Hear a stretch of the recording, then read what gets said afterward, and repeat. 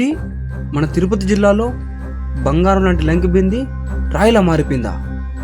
Hello hi అందరికీ నమస్తే వనక్కం ఆదాబర్సి.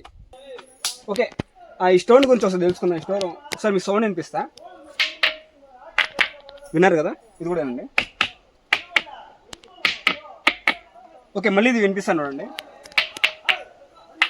వింటున్నారు కదా? ఓకే, ఈ స్టోన్ గురించి మనం తెలుసుకోవాలంటే మనకు కూడా నాకు తెలియదు. ఒకసారి ఏమన్నా కొనుక్కుందాం. పైన అన్న వస్తున్నారు, ఒకసారి అన్న నన్ను కొనుక్కుందాం. మీకు ఈ రాజమండ్రి తెలుసా?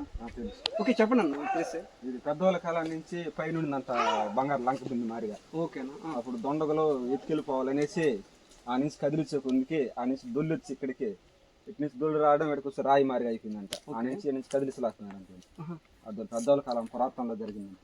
అంటే ఇప్పుడు ఇది బంగారు లంక బింది అంటే లంక బింది అంటారు. ఓకే, విన్నారు కదా? ఇది ఎక్కడుంది అనేది. ఇంట్రాయిడ్ మొత్తం చెప్తున్నాడు, లొకేషన్ కూడా చెప్పట్లేదు అనుకున్నారా?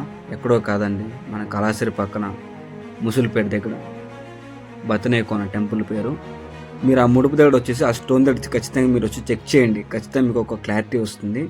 ఓకే, మనం నెక్స్ట్ వీడియో కలుద్దాం. బాయ్.